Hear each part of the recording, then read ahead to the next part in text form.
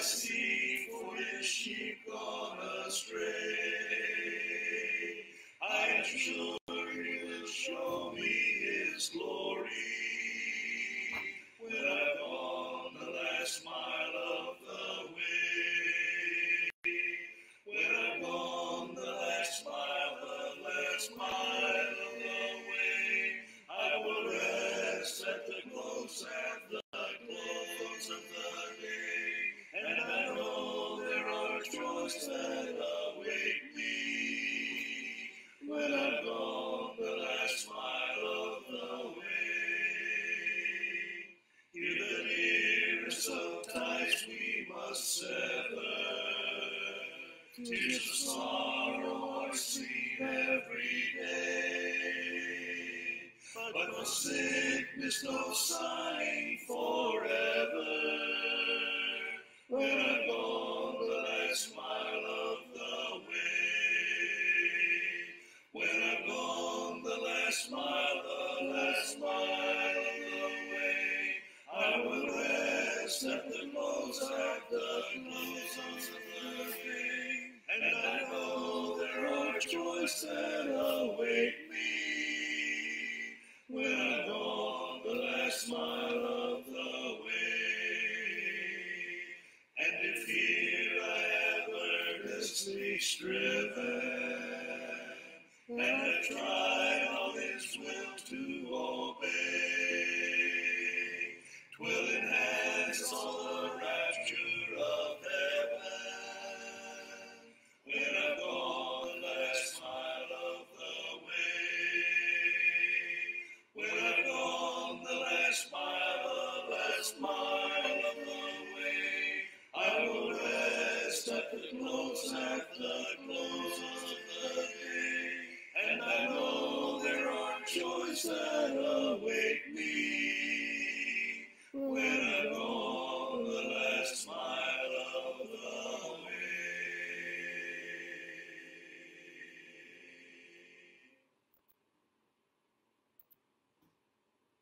My God and I go in the fields together. We walk and talk as good friends should and do. We clasp our hands, our voices ring with laughter. My God and I walk through the meadows new. We clasp our hands, our voices ring with laughter. My God and I walk through the meadows new. He tells me of the years that went before me, when heavenly plans were made for ye to be, when all was but a dream of dim conception, to come to life, earth's verdant glory see. When all was but a dream of dim conception, to come to life, earth's verdant glory see. My God and I will go for aye together. We'll walk and talk as good friends should and do. This earth will pass, and with it common trifles, but God and I will go unendingly.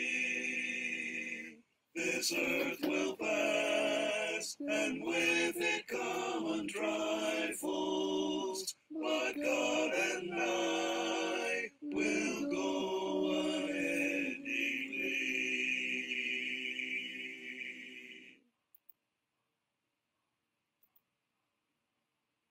Not all earth's gold and silver can make a sinner whole. What shall it profit thee, O man, if thou shouldst lose thy soul? What shall it profit a man? What shall it profit a man he gain the whole world and lose his own soul. The heaping up of riches to many seems like gold, but in the eager rush for wealth forgotten is the soul. What shall it profit a man? What shall it profit a man if he gain the whole world and lose his own soul? This solemn question answered is worldly aim I go. Can fleeting riches be compared to an immortal soul? What shall it profit a man? What shall it profit a man if he gain the whole world and lose his own soul?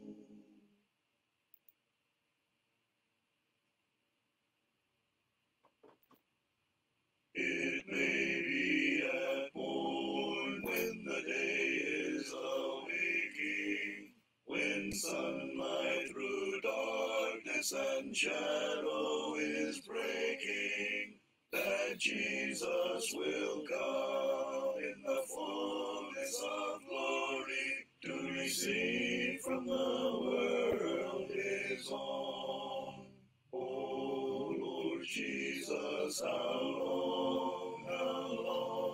ere we shout the glad song, Christ returneth, Alleluia, Alleluia, Amen, Alleluia, Amen. It may be at midday, it may be at twilight, it may be perchance that the blackness of midnight will burst into light in the blaze of his glory when Jesus receives his own.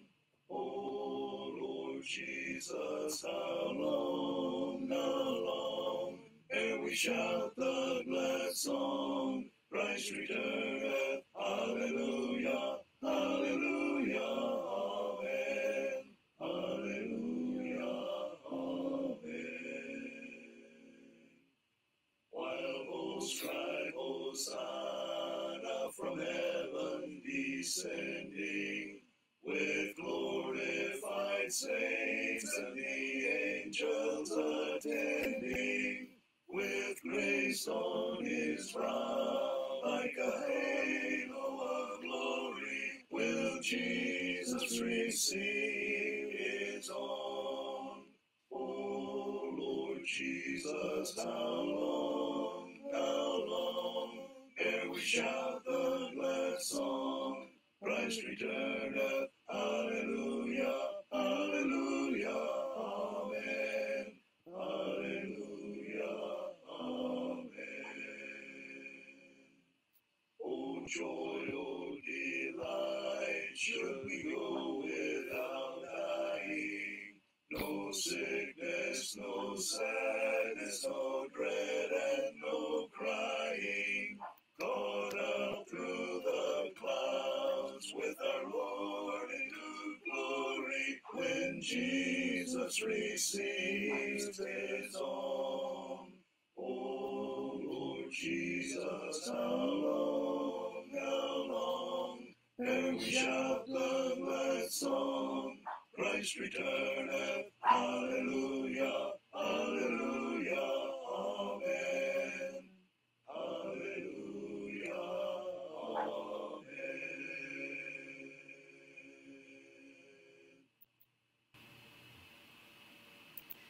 Magandang gabi mga kapatid. Muli po ang ating pagkakataon tayo magsama-sama sa Facebook. Ito po ay isang magandang gawain. Alalang bayad po ito dahil tayo po ay mayroon namang binabayarang internet buwan-buwan. So, bakit din natin gamitin sa ganitong paraan na may kalat po natin ng katotohanan. So, ito po yung lingkod, si kapatid na Lourdes Salunga. Ako pong makaraw sa Angeles City Southside Church of Christ. Ang aming church building ay matatagpuan sa Mocado Road, Trinidad Village, Angeles City. Ang oras po ng aming pagsamba at linggo, alas 9 ng umaga. Bible study, 9 to 10, worship. At alas 4 po ng hapon, worship service. Ito po ay malapit sa Panings, Butong Pakwan. Malapit din po sa SM de la Bastaga. Ang ating pong Facebook Live, ina-announce lang po natin, kuminsan MWF, kuminsan tayo po ay lumalaktaw, depende po sa ating gawain. Kasi po ang ating Facebook ay live preaching. Sa ating po mga kaigsuonan, mayong gabi sa inyong tanan, mga igsuon. Binabati natin ang mga kapatid sa may Cebu. Andiyan po si Brother Harbor Kata. Binabati rin po natin ang ating mga kakapsat, JT Locos Norte, at dumatubang mga lugar. Kahit bang karabi kata kay amin kakapsat sa Pangasinan, Masanto Sialabi, at si kayo namin sa ating magkatugangan dyan sa Bicol Region, Brother Larry Benga, Brother General Yusa, Yusa Nagbuya, etc. Diyos marahay na banggi sa Intugabos at sa ating mga kapatid sa may Carabao Island, may gagabi sa Intanan, at sa ating mga kapatiran dito sa aming lugar, may pabay kaya ko nga. Sa mga ibang mga lahi, good evening, brethren and friends. So ang ating pong pag-aaralan ngayon ay kung saan po tayo ahantong kung tayo po ay nagtuturo ng maling aral, where false doctrine leads.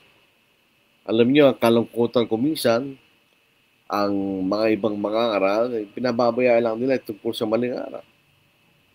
Ang kung tayo po ay may pagmamahal sa Diyos, at may pagmamahal sa salita ng Diyos, kailangan po ay labanan po natin ang anumang maling aral.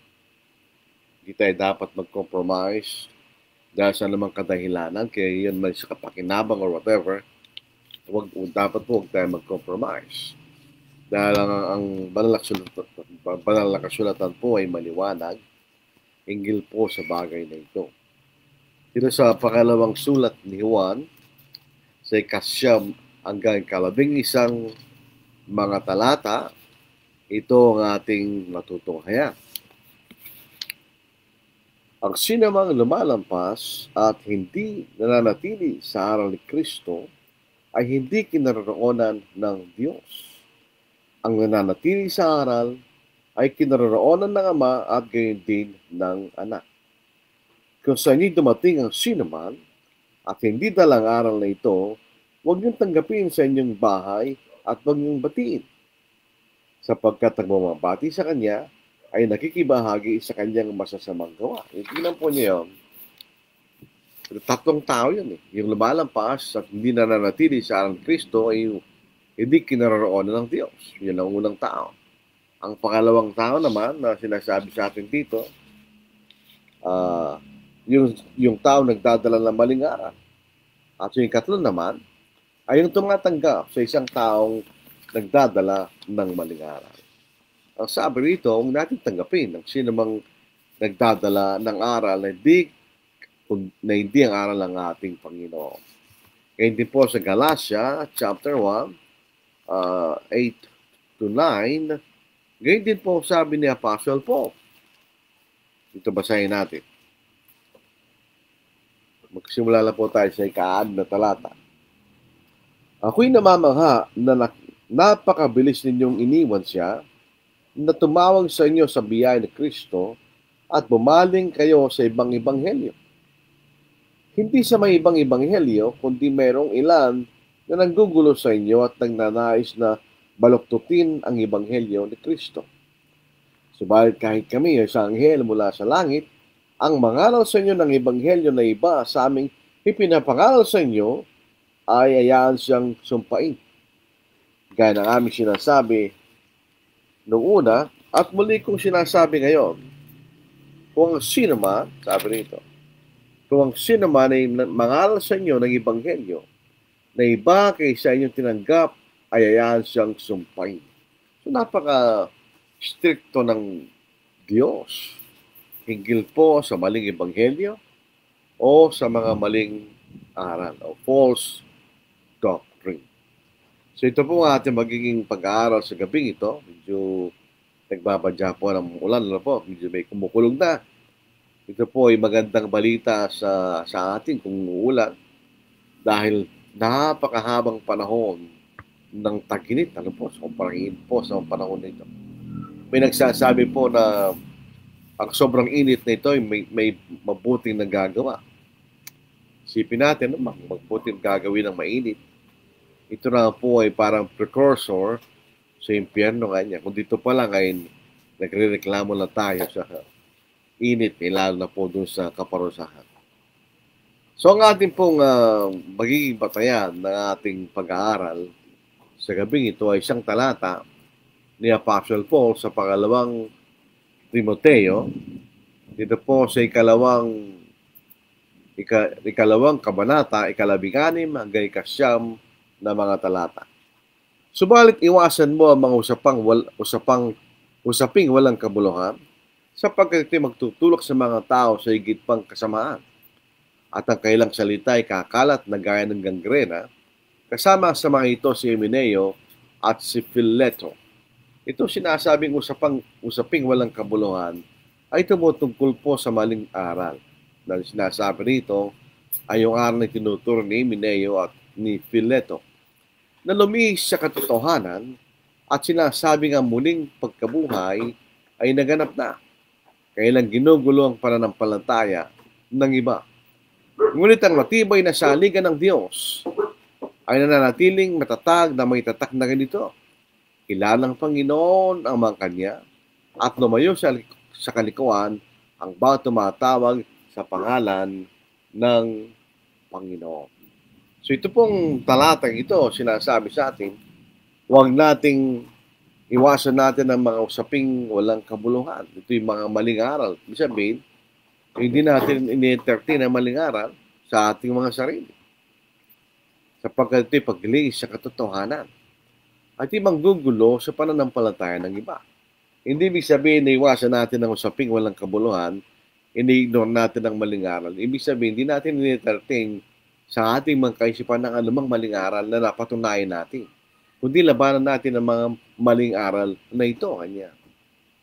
So, ang tanong, maaari ba nating malaman ng katotohanan at makilala natin ang mali at ating pagsabihan ang mga nagtuturo ng maling aral at iwasan natin ang mga maling aral na ito? Maaari ba natin gawin yun? Kasi kung minsan sabi na paano natin malalaman ang maling aral? Malalaman natin ang katotohanan.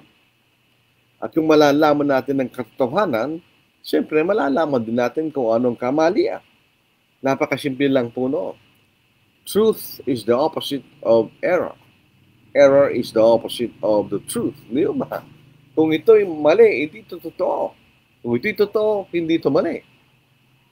At kailangan nating pagsabihan yaong mga nagtuturo ng mga maling aral. At iwasan natin ang mga maling aral na ito na may turo sa ating mga kapatiran. Di ba? Dito po sa John chapter 5, 38-39, nung dumating ang ating Panginoon, marami ang sa Kanya ay hindi naniniwala.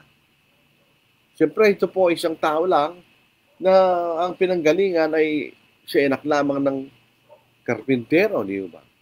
Sabihin, ang kanyang kinikilalang ama ay si Jose na isang karpintero. So, hindi siya inaasahan ng mga Hudyo na kanilang hari katulad ni David at ni Solomon. At dito po sa 38, at walang salita niya na nananatili sa iyo sapagkat hindi kayo sumasampalataya sa kanyang sinugo. So, hindi sila naniniwala sa ating Panginoon na siya'y sinugo ng Diyos. So, ibig sabihin, yun ay mali. Yun ay kamalian. Sapagkat siya'y sinugo ng Diyos, siya ang hinihintay nilang Kristo o Mesaya. Pero hindi sila naniniwala sa ating Panginoon na sinugo ng Diyos. Anong paraan para maaari lang malaman kung ano ang katotohanan? Kung sino nga sinugo ng Diyos. Sa verse 39, sinasaliksik ninyo ang mga kasulatan sapagkat iniisip ninyo sa mga iyon ay mayroong kayong buhay na walang hanggan. At yon ang nagpapatotoo tungkol sa akin. So meron bang katotohanan tungkol sa Kristo, Mesiyas, na kailang hinihintay? Meron. Ang banal na kasulatan ng panahon na yon, ang Old Testament, ang papatunay sa Kristo na darating. Sabi niya, kung di kayo naniniwala na ako ang Kristo na inyong hinihintay, bakit hindi niyo tingnan na inyong magkasulta? Sila ang nagpapatotoo tungkol sa akin. So dito makikita natin, pwedeng malaman kung anong katotohanan. Ano yung katotohanan? Yung sinasabi ng banal na kasulatan. So namang bagay na sumasalangsang at sinasabi ng banal na kasulatan, ito ay kamalian. Di ba? At sila'y pinagsabihin ng Panginoon. Sa kailang hindi paniniwala sa Kanya na sinugo ng Diyos. So napakasimple lang po niyan. We can identify error. Pwede nating malaman ang kamalian sa pamamagitan ng pagsasaliksik sa katotohanan na walang iba kundi ang salita ng Diyos. Kung tayo po ay tamad na saliksikin ng katotohanan, ay hindi tayo makakarating sa katotohanan. Nakakailangan ito ng panahon at pagsusumikap na malaman natin ang katotohanan. Noon sa panatay, ang katotohanan po ng Ebanghelyo ay hindi pa naisulat. Ito'y berbanan lamang na pinapangaral. At ang nagpapatunay sa Ebanghelyo, walang iba kundi ang lumang tipan. Lalo kung pinag-uusapan ng ating Panginoon na inihula sa Old Testament na darating at siya magiging tagapagligtas. Na doon ay inihula na siya mamamatay at may libing pagkaraan ng katlong araw siya buhay na maguli. Iyon ay naihula sa Old Testament, di ba? Noong ating si Apostle Pablo ay nakarating sa lugar ng Athens o Athens, nakita niya mga iba-iba klase mga Diyos-Diyosan doon sa Athens at nakatagpo siya ng mga Hudyo sa kanyang pangangaral. At dito po sa Acts chapter 17:11 to verse 12, ngayon ang mga ito higit na mararangal kaysa mga taga-Thessalonica. Ano ba ang ginawa ng mga Hudyong taga-Thessalonica kay Apostle Paul? Gusto siyang patayin, kaya nga siya tumatakas doon, di ba? Ngayon ang mga ito higit na mararangal kaysa mga taga-Thessalonica. Bakit sila higit na mararangal? Unlike doon sa mga Hudyo sa Thessalonica, hindi man lamang nila pinakinggan si Apostle Paul. Malapay gusto siyang saktan, patayin. Pero itong mga taga-Berea, higit silang mararangal. Bakit? Sapagkat tinanggap nilang salita ng buong pananabik. Napakaganda pong attitude noon na tayo may pananabik sa salita ng Diyos. Kumisa namang Kristiyano, wala silang ganong klaseng pananabik. Pero ito, sila yung mga Hudyo, hindi sila mga Kristiyano. Hindi lamang sila may buong pananabik na tinanggap ang salitang ipinangaral ni Apostle Paul at na sinisiyasat araw-araw ang mga kasulatan kung tunay nga ang mga bagay na ito. Siniyasat pa nila. Siniyasat nila ang Old Testament upang tignan nila yung ipinangaral ni Apostle Paul ay totoo hindi. Ito bang sinasabi ng Old Testament tungkol si Jesus na ipinangaral ni Apostle Paul? Doon yun ang kailang kaisipan. Gusto lang malaman kung anong katotohanan. Kaya marami sa kailangang nanampalataya, kasama marami babaeng Grego at mga pangunahing lalaki. Alam po ninyo ang kaligtasan ay nakabatay sa iyong pananampalataya. Hindi sa benevolence o namang bagay. Minsan, maraming nababautismo dahil sa benevolence. Siyempre, makikita nila ang laking tulong na tinatagap ng mga Kristiyano. Iba, interesado lang sila doon sa tulong, hindi sa Ebanghelyo. Pero itong mga tao ito, sila interesado sa totoo. Nakita yun ang katotohanan dahil siniyasat nila kung ano ang sinasabi ng banal na kasulatan. Yun po sana dapat natin maging kaisipan. Kung ano man ang ating narinig, sa atin natin ang banal na kasulatan. Tunay ba yung narinig natin o hindi? Baka naman tayo nagkakamali at tama yung ating napakinggan. Para natin malalaman yun sa pamagitan ng pagsasaliksik at pagsisiyasat sa salita ng Diyos. Ganito mga taong ito, mga Hudyo ito, hindi mga Kristiyano ito eh. Dahil sa kailang panalabig sa salita ng Diyos at pagsisiyasat, kung ito'y totoo, sila'y sumampalataya at sila'y naligtas. Di ba? So, yun ang ating makikita. So, we can know the truth, identify error, rebuke, and avoid error. Pwede nating malaman po yan, mga kapatid. Yun ang sinasabi sa atin ng banal na kasulatan. Iwasan natin ang usapang walang kabuluhan. Kung minsan may mga tanong na moot and academic, ay sabihin nun, hindi na kailangan pag-usapan. Isa magandang halimbawa, minsan itong mga klaseng pag-uusap nito, nagdudulot po ng kaguluhan. Minsan may mga tanong na umusbong, halimbawa, kung ang mga apostol ay nabautismo o hindi. Ang totoo niya, hindi natin alam. Wala naman tayo mababasang nabautismo sila. Wala naman. Wala naman tayo mababasang hindi sila nabautismoan doon sa Great Commission. Ang alam natin sila nabautismoan ni John the Baptist. Yun ang totoo. Pero bakit pa natin pag-uusapan niya? It's not an academic dahil patay na yung mga apostol. Ang mahalaga tayo, yung mga dinatnan na mahuling panahon, na sinasabi, kailangan tayo sumampalataya sa Ebanghelyo na si Kristo ay namatay, nailibing at tapuin na maguli, at kailangan tayo mailubog sa tubig sa paniniwalang yun para tayo maligtas. Pero yung mga pasyal, kung nabautismo man sila o hindi, it is not our business. Meron ako sariling paniniwala doon, pero yun ay sarili ko lang paniniwala. Yun ang aking naunawa. Pwede ko maaaring ipilit sa iba dahil wala tayong matibay na katibayan tungkol sa bagay na yun. Yun isang kalimbahan ng usaping walang kabuluhan. Avoid base and empty talk. Dahil ito nagtutulak ng mga tao sa higit pang kasamaan o higit pang pagkakamali, makikita natin. Ang maling aral ay pwede nating malaman. False doctrine can be recognized. Pwede nating malaman. Actually, common sense lang. Ang false doctrine is the opposite of the truth. Kung ito yung false doctrine, ito definitely ay opposite ng maling aral. And therefore, we can know it is false doctrine. Hindi pa pilit nilang dinidepensa ng maling aral. Whereas, pwede mo na makita sa Biblia na ito'y mali. O, di ba? Sa 2 Timothy chapter 2, 15, 16, pagsikapan mo humarap na subok sa Diyos, manggagawang walang anumang dapat ikahiya, na gumagamit ng masto sa salita ng katotohanan. In other words, ang salita ng katotohanan, pero natin gamitin sa maling paraan. We can misunderstand the truth. We can misapply the truth.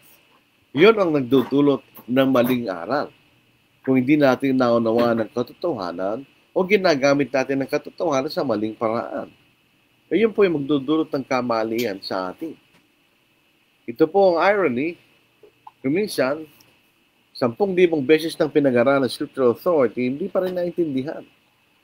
Pwede memorize nila yung direct command statement, approve of the example, necessary inference. Ano yung memorize nila yun? Pwede tinuturo pa nga. Pero hindi alam i-apply. Paano ina-apply mga prinsipyo yun? Yun po yung mga biblical principles na tinuturo sa banal na kasulatan. Pwede mo siya ma-memorize, pero hindi mo naintindihan. Sinabi rito, gumagamit ng wasto sa salita ng katotohanan. It's not enough na you memorize the scriptures. You have to understand. Kailangan natin unawain. Dito sa Ephesians chapter 5, verse 18, yun ang sinasabi sa atin. Ito yung mga mangaral, kaya tayo po binibigyan ng tinatag na support. So we can have the full time, hindi lamang magbautismo, kundi para pag-aralan natin ang salita ng Diyos. Minsan lang gusto lang nila yung pera, pero hindi nila gusto yung responsibilidad. You have the responsibility to understand the scriptures. Bakit? Para maituro natin sa mga tao. At kung ano ang ating ituturo, yun din na maging kainatnan ng ating tinuturuan. Kung tayo nag-iingat sa aral at tinuturo natin ang tama, maliligtas yun ang nakikinig sa atin. Di ba yung sinasabi ni Pablo sa 1 Timothy at chapter 4 verse 16, di ba? So ito po sa Ephesians chapter 5, dito po sa verse 6-17. Kaya huwag kayong maging mga hangal. Sa ibang saling, huwag kayong maging mga mangmang. Ang salitang hangal o mangmang, hindi nangangahulugan na ikay walang alam. Ang salitang hangal o mangmang, alam mo kung ano ang tama, pero di mo ginagawa. Yun ang tinatawag na hangal o mangmang. Hindi yung wala kang alam, di mo totoo yun. Kundi unawaan ninyo kung anong kalooban ng Panginoon. Saan ba natin makikita ang kalooban ng Panginoon? Sa salita ng Diyos. So kung maunawaan natin ang salita ng Diyos, maunawaan din naman natin ang kalooban ng Diyos. Sa verse 16, subat iwasan mo ang mga usapang walang kabuluhan sapagkat magtutulak sa mga tao sa higit pang kasamaan. We avoid useless mga bagay hindi makakatulong sa ating ganyan. O mga bagay taliwas sa katotohanan. Hindi natin ni-entertain nyo. Sa ating makakaisipan. Kung ito'y mali, kalimutan mo, huwag mong entertain sa isip mo. Mali yun eh. Ang ina-entertain lang natin sa ating kaisipan, kung ano ang katotohanan. We can know the truth from error. Paano? Pag tayo lumalampas siya ng sulat. Sa 1 Corinthians chapter 4, verse 6. Ito pong discussion ng Apostle Paul, mula chapter 1 hanggang chapter 3, ginamit niya ang kanyang sarili at siya Apollos bilang mga halimbawa. Kaya ito'y pinaliliwanag niya dito sa ika-4 na kabanata, sa ika-6 na talata. Mga kapatid, ang mga bagay na ito'y ginamit kong halimbawa sa aking sarili at kay Apollos para sa inyo, upang sa pamamagitan namin ay matuto kayo na huwag lumampas sa mga bagay na nakasulat, upang sino man sa inyo huwag magmataas laban sa iba. Bakit merong usapin sa relihiyon? Bakit merong talastasan sa larangan ng relihiyon? Dahil may pagkakaiba. Bakit may pagkakaiba? Sapagkat yung iba ay lumalampas sa mga bagay na nakasulat. Natural lamang, kung ikay lumalampas sa nakasulat, yun ay mali. At kung yun ay mali, may mga taong lalaban sa iyo. Kaya nagkakaroon ng usapin laban sa maling aral. Minsan ng mga kapatid, they kill the messenger to avoid the message. Hindi kung merong nagsasabi sa atin na tayo nagtuturo na maling aral, huwag nating sirain yung nagsasabi na yun. Tingnan natin kung sinasabi niyo totoo o hindi. Baka naman nga meron tayong maling aral. Pero minsan pinapatay nila yung messenger. Sinisiraan nila . Walang benefit pagka gano'n. Ang benefit, be honest. Totoo bang sinasabi niya o hindi? Obviously, pag tayo lumampas siya nakasulat, mali ito. Dahil ang basihan lang natin kung ano nakasulat. Yun ang totoo . Kung ano nakasulat. So anything na hindi nakasulat, mali. Wala, pag lumampas siya sa nakasulat, in other words, mali ka. Yun ang nagdahilan bakit nagkakaroon ng usapin. Halimbawa, doon sa issue ng church benevolence. Bakit nagkakaroon ng usapin yan? Dahil may nagtuturo na pwedeng tulungan ng isang lokal na iglesia mula sa kanyang treasury ang sino mang nangangailangan kay Kristiyana sa o hindi. Bay, wala tayong mababasa ganoon. Ang mababasa lang natin, ang tinutulungan ng lokal na iglesia mula sa kanyang kabangyaman ay ibang Kristiyanong nangangailangan lamang. Kaya nagkakaroon ng usapin yan. Dahil yung isa'y lumalampas sa naksulat. So, pag lumampas sa naksulat, mali. Sabi natin sa ating previous na pangangaral, hindi sapat na sabihin mo, oh, this is an scripture. Hindi sapat yun. Dapat patunayan mo na yun ay scripture. Di ba? So, pag lumampas, obviously, mali po yan, mga kapatid. False doctrine, ito po ay lumalaban sa salita ng katotohanan. False doctrine contrasted with the word of truth. So pag ito'y mali at ito'y tama, magkakaiba sila. Kaya kung meron contrast, meron silang pagkakaiba. Ito po ang unang sulat ni John, pati yung pangalang sulat ni John. Ito'y naisulat niya laban sa isang maling katuruan noon ng mga tinatawag Gnostics. Ang Gnosticism, binibigyan nilang emphasis yung spirito na yun na ang laman ay masama. That's Gnosticism. So dahil ang ating Panginoon ay dumating sa laman, ang mga Gnostics sabi, hindi naman siya actually dumating sa laman. Para lang siyang dumating sa laman, pero actually hindi. Na hindi maaaring Panginoon, sabi nila, ay dumating sa laman sapagkat ang laman ay masama.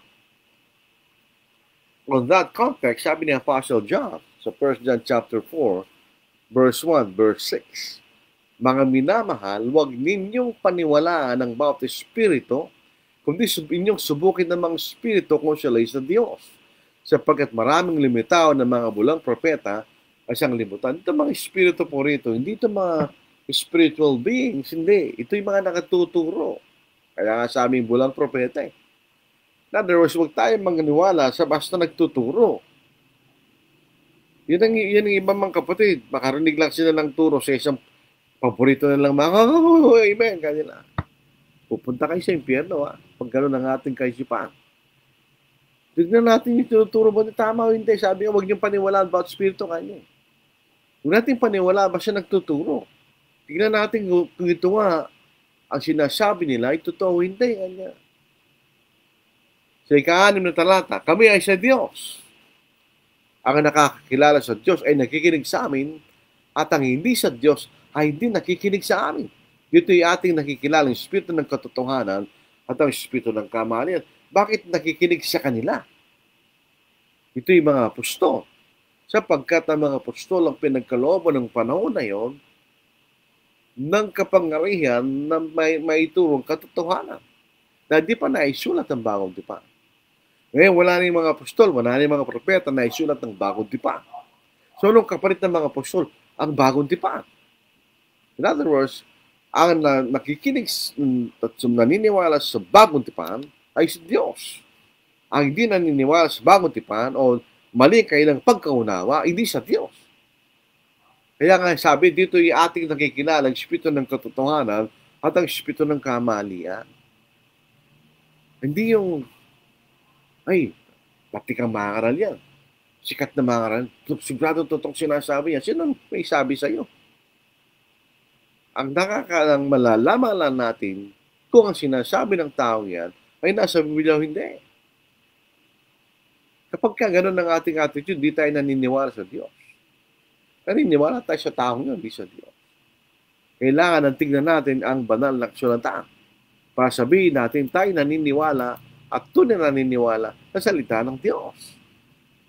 Nung si Apostle Paul, ay nangangaral, ang isang sikat na kamalian ng panahon na yon ay tinatawag lang Judaizers.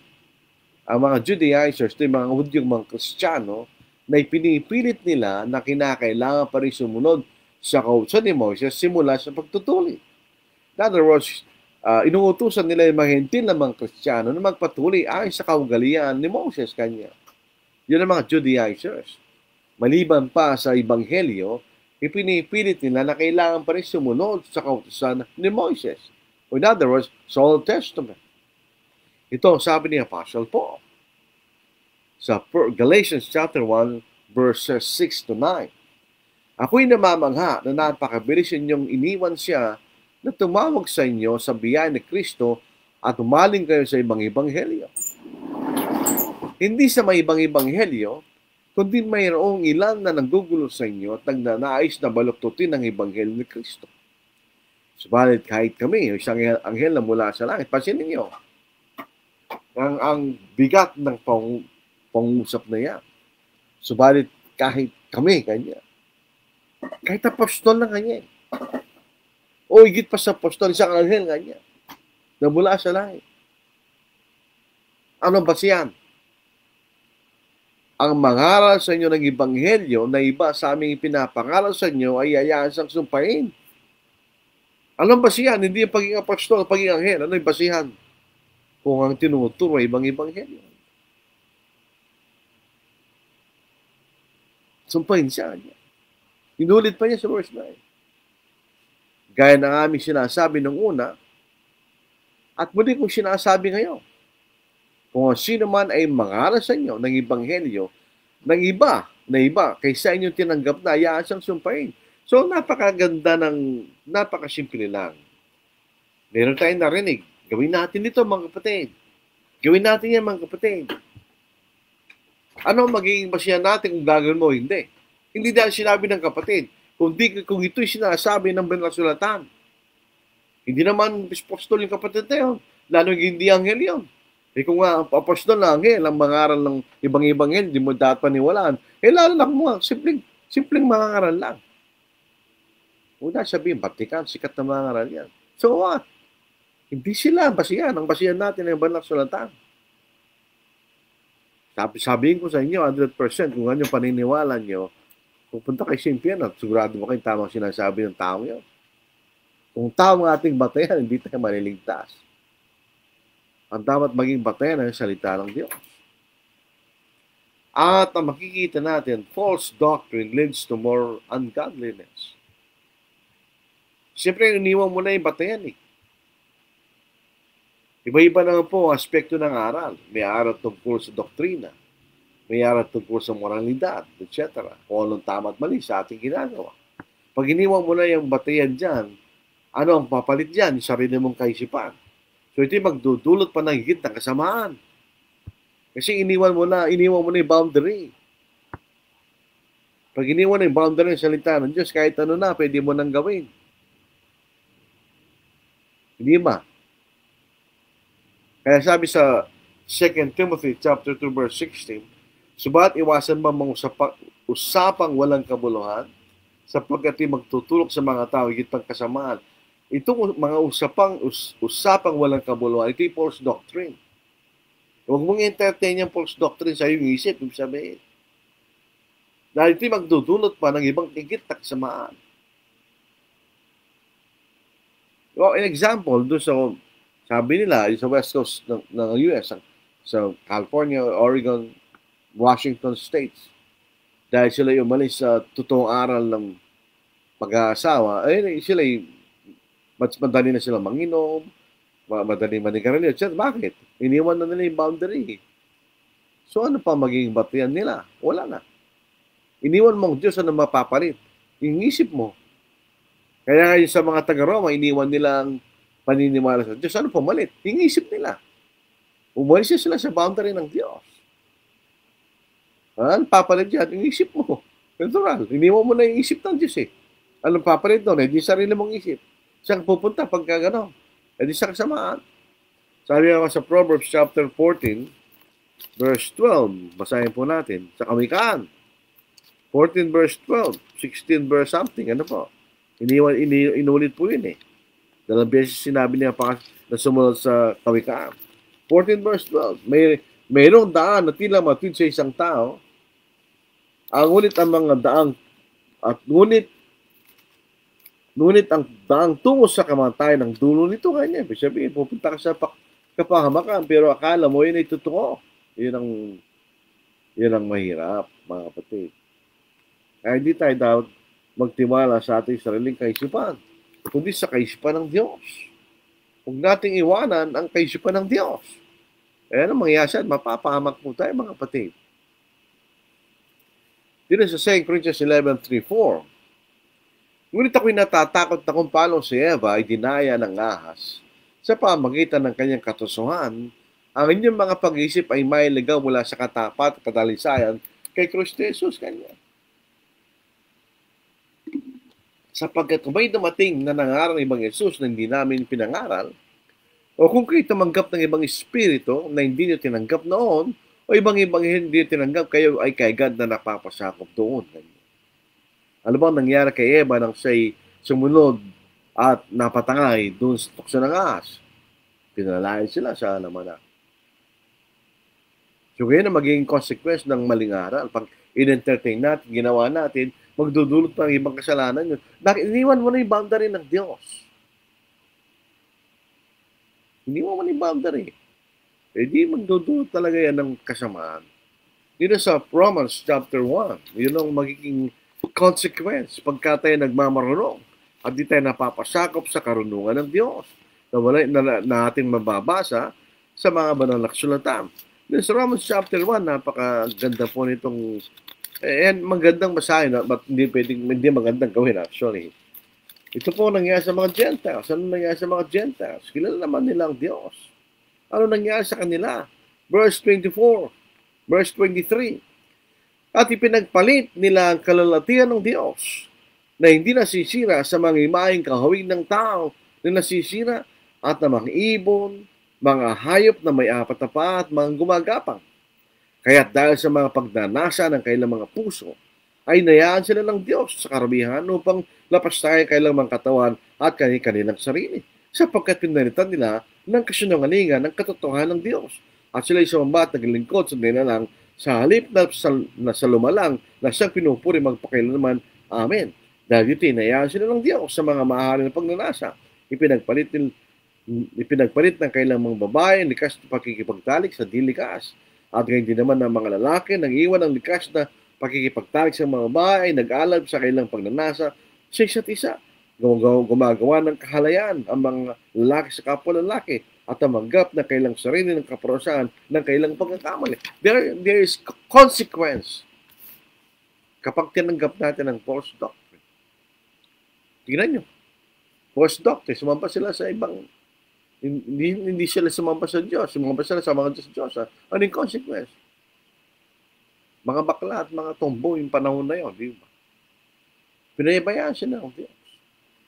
Pag tayo mali sa boundary ng Diyos, pababayaan ka na ng Diyos. Ayaw mo sa Kanya. So, balak sa buhay mo. Katulad lang ni Adam at sa Kanya, ayaw niyo sumunod sa Diyos, lumayas kayo Kanya. Lumayas kayo sa alamanan. Pababayaan tayo ng Diyos. Paano mangyayari sa atin? False doctrine leads to more error. Tingnan niyo si Hymenaeus Phileto. Ano mangyari? Ang kailang salita ay kakalat na gaya ng gangrena. Alam ba yan, bisa ng gangrene?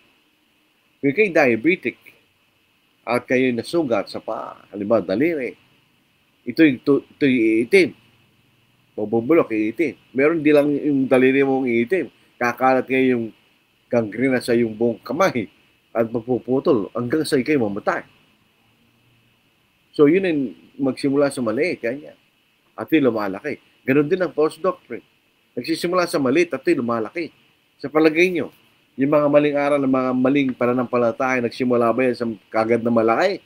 Ito yung nagsimula sa maliit. At lumaki, at lalaki, at magdudulot ng mas malaking pagkakamali. Si John Calvin, ano pinagsimulan ng kanyang maling aral? False predestination. At saka yung paniniwala niya na ang tao ay nagmana ng maling kalikasan mula kay Adam, nagkasala si Adam. So he totally inherited depravity at predestination, personal predestination, ang nagdulot sa ang naging simula ng kanyang tulip o Calvinism. Si Martin Luther, ganoon din. Nagsimula, kita niya ang pag-aabuso sa Rome, kaya sabi niya, hindi tayo maliligtas sa pamamagitan ng magawa. So, maliligtas tayo sa pamamagitan ng pananampalataya lamang. So, false doctrine leads to more false doctrine. Kaya manilado po yan. False doctrine leads to overthrown faith. Pagka kayo nagtuturo na malingar, hindi lamang ikaw maapektuhan. Maapektuhan din pananampalataya ng iba. Gagaya sa'yo. Gagaya sa'yo kung di siya nag-iisip.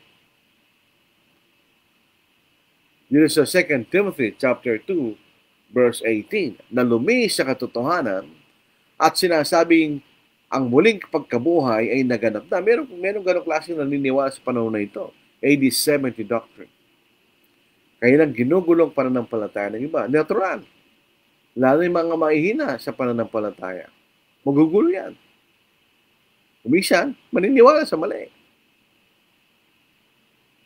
Hindi yung responsibilidad kung kayo nagtuturo na maling aral. Sa Matthew chapter 7, 21 to verse 23, hindi lahat na nagsasabi sa aking Panginoon, Panginoon, ay papasok sa kaharian ng langit. Sa araw na yon ay marami magsasabi sa akin, isang galing itong sinasabi nila. Maling aral ito eh. Sa araw na yun ay marami magsasabi sa Panginoon, Panginoon, hindi ba nagpropesya kami sa iyong pangalan? At nagpalayas ng mga demonyo sa iyong pangalan? At sa iyong pangalan gumawa kami ng maraming gawang kapangyarihan. At kung magkagayon, ipahayag ko sa kanila, hindi ko kayo kilala kailanman. Lumayo kayo sa akin, kayo gumagawa ng kasamaan.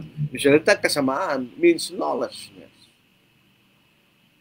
Lawlessness. Hindi kayo sumusunod sa aking kautusan, sabi ng Panginoon. Sa kautusan ng ating Panginoon. Mahalaga kung anong pinaniniwalaan natin, ha? Kasi kung anong pinaniniwalaan mo, yan ang magiging kahinat mo sa walang hanggan. Ito mga tao, ito sila naniwala sa maling aral, saan sila pupunta? Maliligtas ba sila? Ay, hindi sila mapaparusahan. Dahil hindi sila sumunod sa katotohanan. Ngayon din po sa 2 Peter chapter 3, 16 to verse 18. Gayun din naman sa lahat ng kanyang mga sulat, tumutukoy kay Apostle Paul, na sinasabi sa mga yun ay ang mga bagay na ito, doon ay may mga bagay na mahirap unawain. So, ako'y naniniwala doon. Lalo po yung aklat, sulat ni Pablo sa mga taga-Roma, ito ang pinakamahirap na aklat sa buong New Testament. Surprising, hindi ang Apocalypse, kundi ang aklat ni Pablo sa mga taga-Roma. Napakahirap unawain. No? Hindi sabihin posibleng maintindihan. Mahirap unawain. Ang mahirap unawain is very different from impossible to understand. May kaiba yun. Na binabuluktot ng mga hindi nakakaalam at ng mga walang tiyaga, gaya rin naman ng kailang ginagawa sa ibang mga kasulatan, sa ikapapahamak din nila kung wala kang tiyaga. Na tignan mo, ang itinuturo mo o yung ginagawa mo ay mali, mapapahamak ka. Dahil ang batayan natin sa ating pananampalataya, ang batayan ng ating kaligtasan ay salita ng Diyos. Kaya pagtiyagaan mo pag-aralan. Kung wala kang tiyaga, mapapahamak ka. Kahit anumang larangan ng gawain ng tao ang mga walang tiyaga, mapapahamak talaga yan. Kaya tiyagain natin ang salita ng Diyos. Kaya't kayo, mga minamahal, yamang nalalaman na ninyo noon pa mga bagay na ito. Mag-ingat kayo. Sure, huwag tayo maging kampante. Batik ang mga karalihan. Magaling na mga karalihan. Huwag tayong ganon. Mag-ingat tayo. Baka mailigaw kayo sa pamagitan ng kamalian ng masasama at mahulog kayo mula sa inyong mga sariling katatagan. Minsan, nakikinig tayo kayo sa ganito, Mr. Ganyan, ganyan. Okay, kayang-kaya ko yan. Mamaya, kasama, napunta na siya doon. Mag-ingat tayo. Ano ba pinapapasok mo sa intenga? Yun ang papasok sa iyong kaisipan. Subalit kung mag-u kayo sa biyaya at sa pagkakilala, tingnan nyo, huwag tayong pumunta doon, ganyan. Mag-ingat tayo sa mga maling mga aral na yan, kaya mag-ingat tayo dyan. Ganyan. Saan tayo pupunta? Saan natin ibaling ang ating panahon at pagtsatsaga? Sa salita ng Diyos, sa ating Panginoon. Subalit na mag-u kayo sa biyaya at sa pagkakilala sa ating Panginoon at tagapagligtas na si Jesucristo. Sumakanya nawa ang kalulatihan ngayon at hanggang sa araw na walang hanggan. Amen. Saan tayo lalago? Sa biyaya at sa pagkakilala sa ating Panginoon at tagapagligtas na si Jesucristo. Doon tayo. Hindi natin pinag-uusapan ng lahi ng nagtuturo. Ang pinag-uusapan kung yung tinuturo, tama o hindi. Dahil pagdating ng panahon, wala namang lahi-lahi yan. Ang magiging basya kung tayo sumunod o hindi. Ang salita ng Diyos. Di ba? At nagdudulot ng kaguluhan, natural. Kung mayroong magkaibang paniniwala, dahil ang isin nagtuturo na malingar, magkakaroon ng kaguluhan talaga yan. Kaya nga sabi ni Timoteo kay Pablo, sabi ni Pablo kay Timoteo, iwasan ang mga usapang walang kabulat at hangal. Yamang nalalaman na nabumunga mga ito ng away kanya. Gaya naman, dinudulot ng mga maling aral. Minsan, nagdudulot ng pagkagulo-gulo yan. Sa Jude verse 3, mga minamahal, samantalang ako'y lubusang nagsisikap na sumulat sa inyo tungkol sa ating isang kaligtasan, natagpuan kong kailangan sumulat upang himugin kayo na ipaglaban ang pananampalataya na minsan ang ibinigay sa mga banal. Walang compromise dito. Kung alam natin na isang kapatid ay nagtuturo o gumagawa ng maling aral o maling practice, ba't pupunta ka doon sa kapatid na yun? Lalo na kung wala siyang pagnanasang pag-aralan, yung bagay na yun. Ba't pupunta ka doon? Hindi ko maintindihan mga kapatid eh. Alam mo, tuturo ng maling aral, napatunayan na yun. Merong katunayan, merong clear evidence, pupunta ka pa rin. That's compromise yun.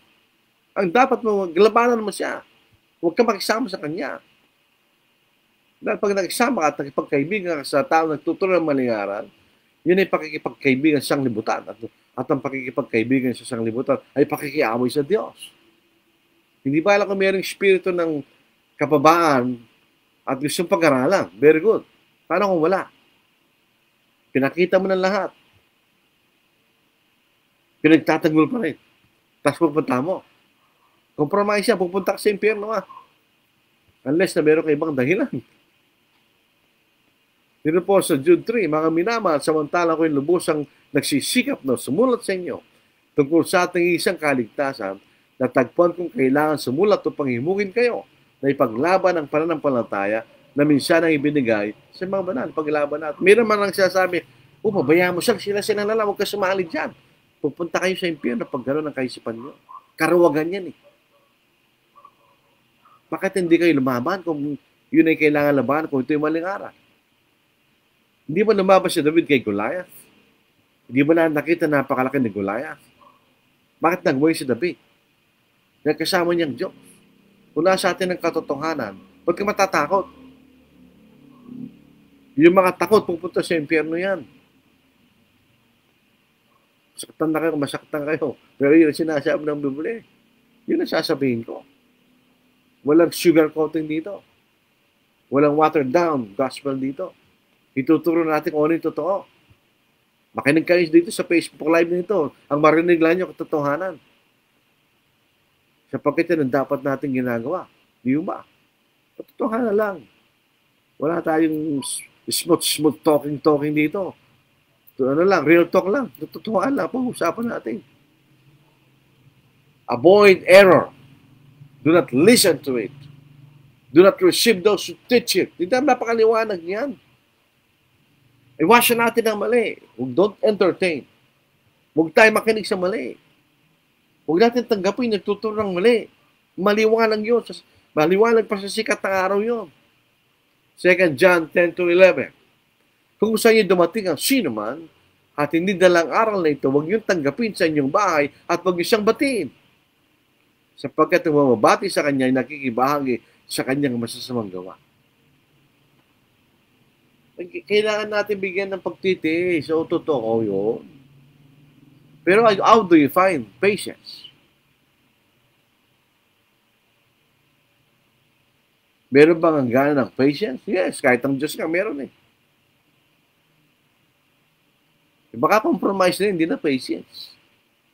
Kasi nagtatago tayo sa saya ng patience. Pero actually, compromise. Hindi po gano'n. Ang maling aral, inaalis tayo sa Diyos at sa kanyang katotohanan patungo sa kawalan ng kautusan at kamatayan o spiritual death. Sa 2 Timothy chapter 2 verse 19, ngunit ang matibay na saligan ng Diyos ay nananatiling matatag na may tatak na ganito. Ano nakatatak sa isip kanya? Kilala ng Panginoon sa kanya at lumayo sa kalikuan ng bawat tumatawag sa pangalan ng Panginoon. Yun lang ang tatak natin. Eh kung meron kang tatak na false doctrine, ano yun? False doctrine leads to penalty. Yung sinabi natin kanina, there's a consequence. There's a punishment. Romans chapter 1 verse 27. At gayon din naman ng mga lalaki nang iwan ng likas na pakikipagtalik sa mga babae. Bakit nangyari? Iniwan nila ang tunay na pagkakilala sa Diyos at bumalik sa mga Diyos-Diyosa. Ito ang nangyari sa kanila. At gayon din naman ng mga lalaki nang iwan ang likas na pakikipagtalik sa mga babae ay nag-alab sa kailang pagnanasa sa isa't isa. Gumagawa ng kahalayan ng mga lalaki sa kapwa lalaki at tumatanggap sa kailang sarili ng kaparusahan ng kanilang pagkakamali. So, false doctrine leads to penalty.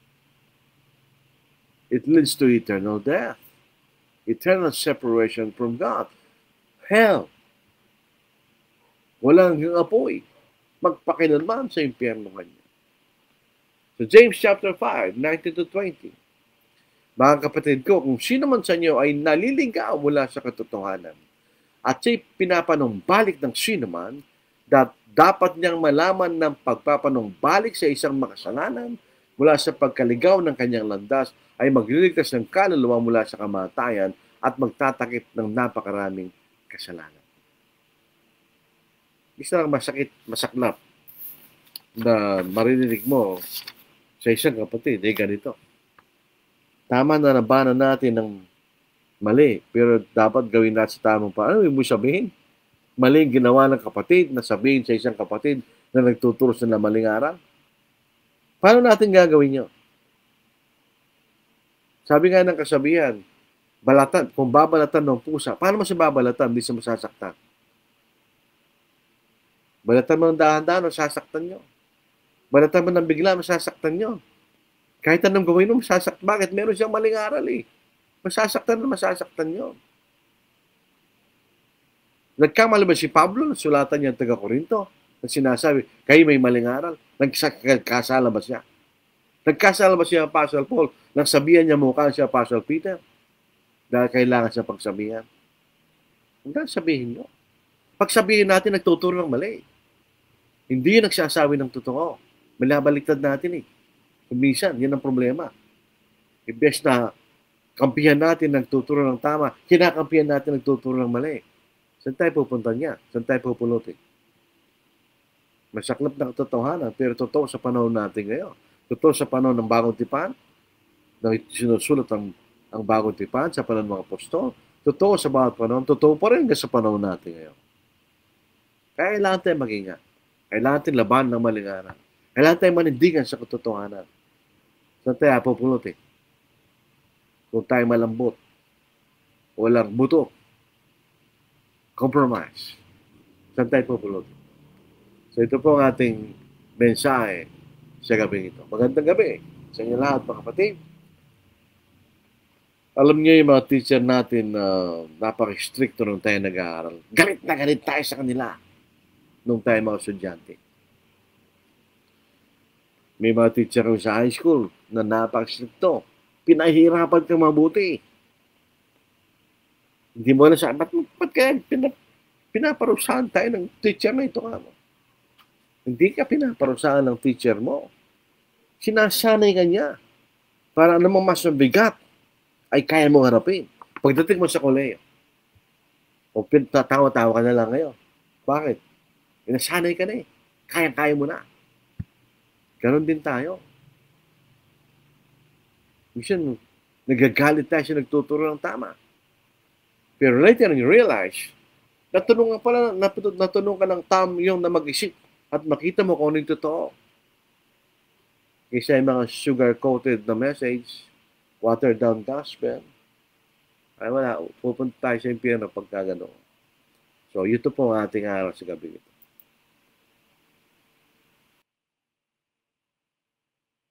I'm pressing on the upward way, new heights I'm gaining every day, still praying as I onward bound, Lord, plant my feet on higher ground, Lord, lift me up,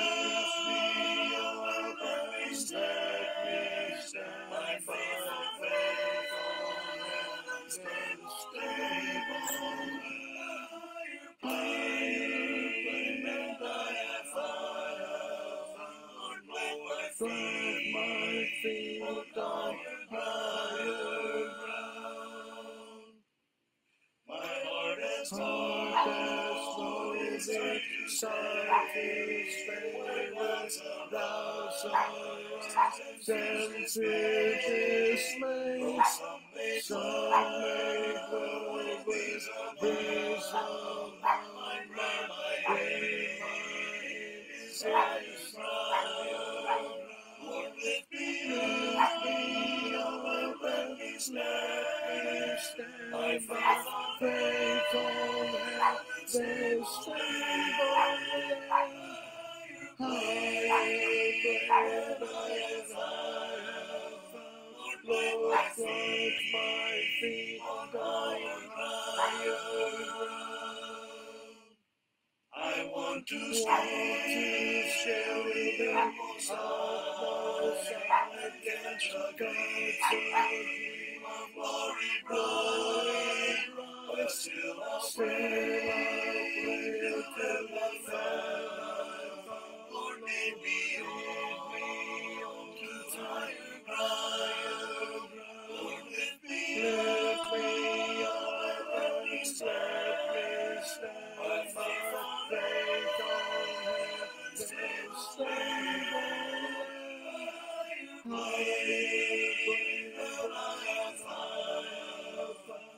let my feet on higher ground.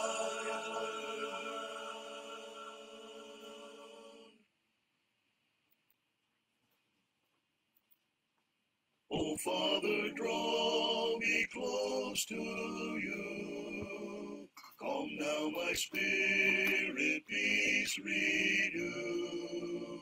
And yes, I know you hear, for you are near, for you have promised, and I believe.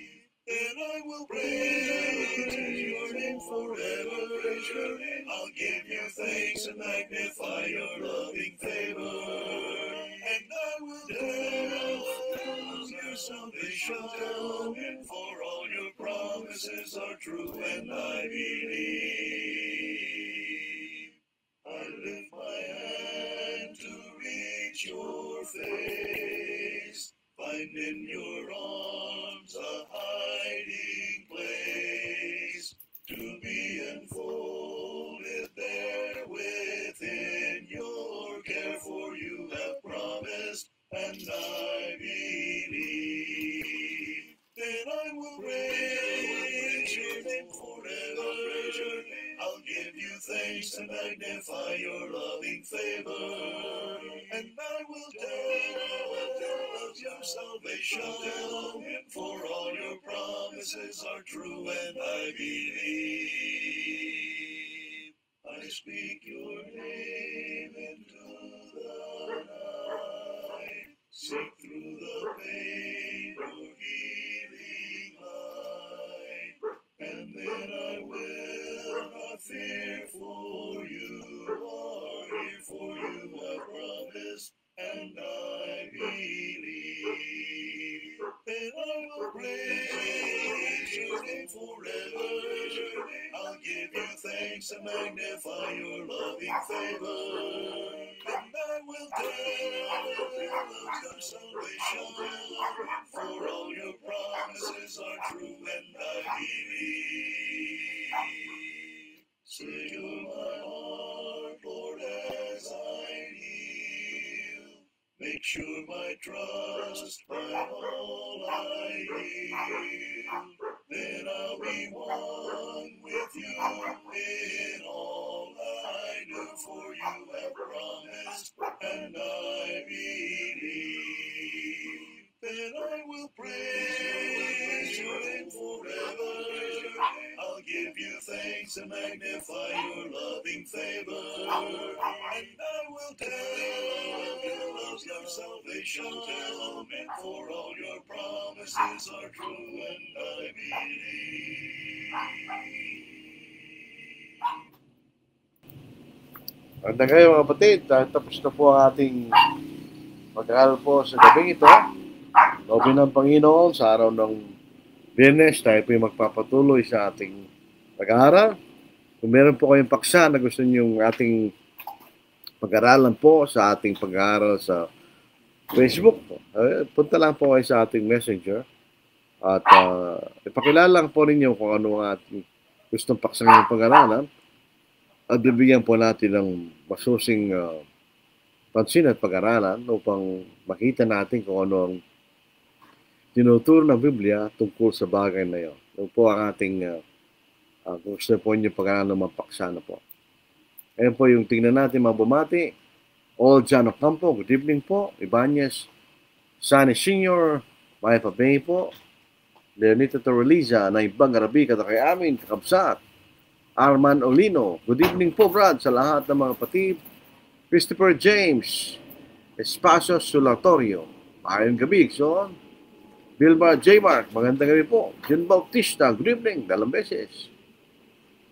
Medic Canono, good evening. Lazaro Mbenga, Diyos Marina Banggi. At saka po ang ating kapatid, kaibigan, si Rogelio Martinez Molina.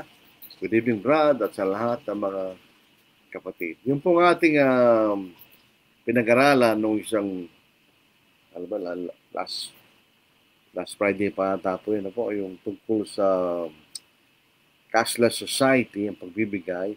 Nagkaroon po tayo ng isang magandang tugon mula sa mga kapatid sa New Zealand. Ano po. Sabi nagpapasalamat po sila doon sa pag-aaral na yan. Maraming salamat din sa inyong panahon ng pakikinig. So tayo po pasamantala maghihiwalay sa pamagitan ng panalangin. Mga banal, palagi po kaming nagpapasalamat sa inyo, sa inyong pagtsatsaga at pagmamahal sa amin, na bagamat hindi kami karapat-dapat sa inyong biyaya, ay binigyan nyo kami ng pagkakataon na maging matuwid sa inyong harapan sa pamagitan ng aming Panginoon, sa pamagitan ng aming paniniwala at pananampalataya sa Ebanghelyo at pagsunod dito. Kayo po'y naging matuwid dahil kami po inyong pinatawad sa aming mga pagkakasala. Papasalamat din po kami sa Espiritu Santo na nagpahayag ng ganitong dakilang balita ng kaligtasan. Kundi po sa pamagitan ng Espiritu Santo, hindi man lang na malalaman ang ganitong dakilang kaligtasan na ginawa ng aming Panginoon.